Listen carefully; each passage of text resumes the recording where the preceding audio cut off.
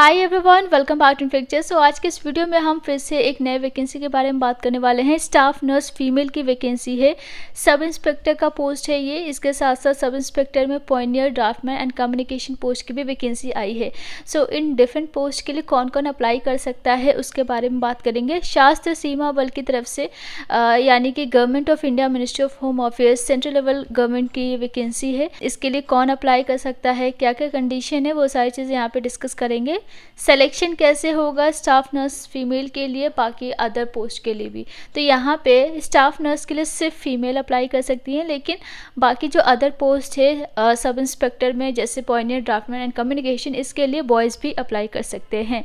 So video को and तक देखिएगा और ऐसे और भी लेटेस्ट वैकेंसीज़ के लिए आप हमारे चैनल को सब्सक्राइब करके उस नोटिफिकेशन बेल आइकन को ज़रूर से प्रेस कर लीजिएगा, ताकि वैकेंसीज़ जब भी आए आपको टाइम पे ये सारी इन्फॉर्मेशन हो पाए। क्योंकि टाइम पे आप अप्लाई करोगे तभी आपको कोई एक अच्छी जॉब आप ले पाओगे, ठीक है। Group B non gazetted non ministerial की पोस्ट है in Sashastra Seema Bal, ministry of home affairs, government of India, ठीक है। सो इन पोस्ट के बारे में हम एक एक करके डिस्कस करेंगे। सब इंस्पेक्टर्स की पोस्ट है ये सारी। इंडियन सिटीज़न ही यहाँ पे अप्लाई कर सकते हैं sub inspector, Pioneer and staff nurse female के लिए।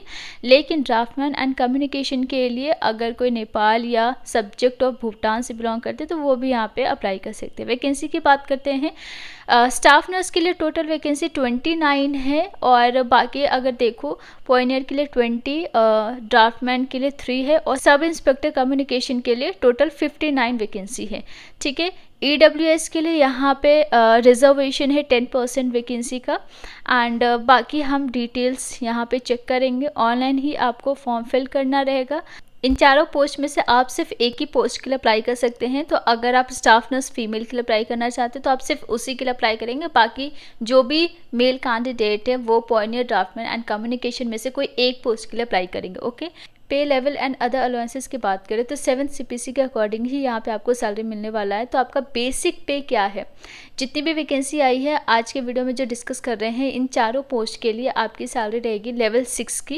एंड जो बेसिक पे रहेगा वो 35,400 रुपीज़ रहेगा। इसके साथ साथ आपको अदर अलाउंसेस भी दी जाएगी, जो कि आप यहाँ पे देख सकते हैं। DNS अलाउंसेस होगा, ration money allowance, washing allowance and any other allowances भी यहाँ पे एडमिसिबल है। सो 35,400 के सारे साथ साथ जितने भी अलाउंसेस ऐड करेंगे उसके बाद अप्रॉक्सीमेटली आपको 50 to 55,000 पर मंथ सैलरी मिलने वाला है। यहाँ पे किसी भी पोस्ट के लिए आप अप्लाई करते हैं सभी पोस्ट के लिए सेम सैलरी ही रहेगी। सो अलाउंसेस के साथ साथ यहाँ पे कुछ डिडक्शंस भी होंगे, जैसे कि यहाँ पे नेशनल पेंशन स्कीम की बात की जा रही है तो NPS कटेगा। बाकी और भी कुछ चीज़ें होंगी, वो सब डिडक्शन के बाद आपको कितना इनहांस सैलरी मिलता है वो डिपेंड करेगा, ठीक है, ओके। क्या है एलिजिबिलिटी कंडीशन, देखो जिस भी पोस्ट के लिए आप अप्लाई करना चाहते हो उसके लिए डिटेल में यहाँ पे आप चेक कीजिएगा। मैं आपको स्टाफ नर्स फीमेल के लिए बता देती हूँ। तो 12th आपका साइंस सिस्टम से होना चाहिए। उसके बाद आपने डिप्लोमा किया है, जैसे आपने GNM किया है और आपका 12th साइंस बैकग्राउंड से है, तभी आप अप्लाई कर सकते हैं। अगर किसी ने GNM किया है लेकिन 12th साइंस बैकग्राउंड से नहीं है, वो यहाँ पे अप्लाई नहीं कर सकता है। 2 साल का कम से कम वर्क एक्सपीरियंस भी मांगा गया है इन अ रिकॉग्नाइज्ड हॉस्पिटल, और आप सेंट्रल या फिर स्टेट नर्सिंग काउंसिल से रजिस्टर्ड होने चाहिए। तो 4 कंडीशन है, इन चारों को अगर फुलफिल कर रहे हैं आप फॉर्म ज़रूर फिल कीजिए। और 21 to 30 आपकी एज लिमिट रहेगी। जो यहाँ पे आपका सिलेक्शन होगा उसके कुछ डिफरेंट स्टेजेस है। एंड डिसक्वालिफिकेशन की क्या कंडीशन है वो आप एक बार यहाँ पे चेक कर लीजिएगा, कौन कौन यहाँ पे अप्लाई नहीं कर सकता है, ठीक है। फॉर्म की जो फीस है वो बहुत मिनिमल है। Unreserved EWS and OBC category candidates के लिए यहाँ पे 200 रुपीज़ एप्लीकेशन फी रहेगा, जो कि आप net banking, credit, debit card के थ्रू पे करोगे। बाकी SC ST, ex serviceman and female के लिए यहाँ पे कोई एप्लीकेशन फ़ी नहीं रहने वाला है। कैसे अप्लाई करना है सारा इंस्ट्रक्शन यहाँ पे डिटेल में 1 by 1 दिया गया है, आप एक एक करके रीड कर सकते हैं अप्लाई करने से पहले। बात करते हैं सिलेक्शन की, कैसे यहाँ पे आपका सिलेक्शन होना है। देखो सबसे पहले आपका होगा physical efficiency and standard test. इन दोनों को क्वालिफाई करने के बाद आपका रिटन टेस्ट होगा, उसके बाद डॉक्यूमेंटेशन एंड मेडिकल एग्जामिनेशन। ठीक है, तो एक एक करके डिस्कस करते हैं। अगर हम बात करें फिजिकल एफिशिएंसी टेस्ट की, तो मेल को यहाँ पे 1.6 किलोमीटर रन करना है इन 6 मिनट्स एंड 30 सेकेंड्स, और फीमेल के लिए यहाँ पे 800 मीटर रेस है इन 4 मिनट्स। ठीक है, और जो एक्स सर्विसमैन है उनके लिए कोई भी पीईटी नहीं होगा, physical efficiency test ex serviceman को यहाँ पे नहीं देना होगा। बात करते हैं नंबर 2 पीएसटी की, that is physical standard test. Female की हम बात करते हैं जो स्टाफ नर्स के लिए अप्लाई करना चाहते हैं, क्योंकि बाकी जो पोस्ट है उसके लिए आप यहाँ पे चेक कर सकते हैं। फर्स्ट कैटेगरी में जो भी कैंडिडेट्स आते हैं, यानी कि अगर आप सिक्किम, नागालैंड, अरुणाचल प्रदेश, मणिपुर, इन सभी स्टेट से बिलोंग करते हैं, वो सारी फीमेल की जो हाइट है वो 155 होनी चाहिए। चेस्ट का कोई कंडीशन नहीं है। बाकी सेकंड कंडीशन में जो आता है, यानी कि जो एसटी कैटेगरी से बिलोंग कर रहे हैं फीमेल, वो उनकी हाइट 150 सेंटीमीटर होनी चाहिए मिनिमम।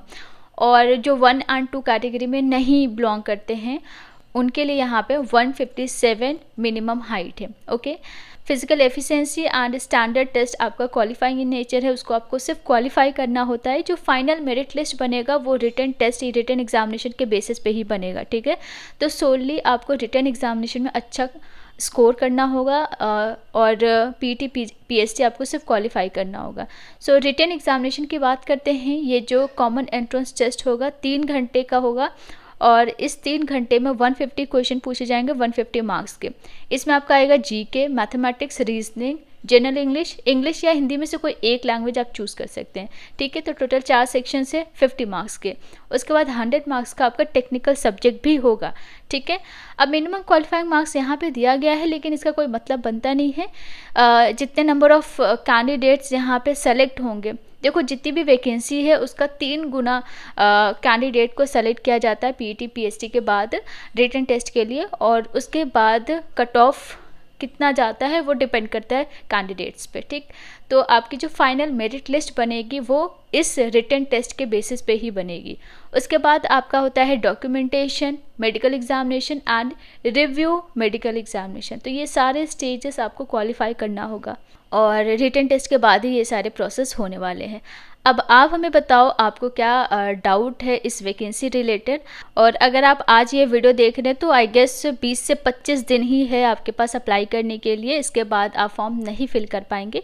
इसलिए जो लोग भी यहाँ पे एलिजिबल है फॉर्म टाइम पे ज़रूर फिल कर दें। सो मिलते हैं नेक्स्ट लेटेस्ट वैकेंसी के साथ, तब तक आप अपनी प्रिपरेशन को कंटिन्यू रख सकते हैं। और भी कई सारी वैकेंसीज आने वाली हैं, और अभी भी कई सारी वैकेंसीज चल रही है, जिसके लिए आप हमारे इस चैनल पे बने रह सकते हैं।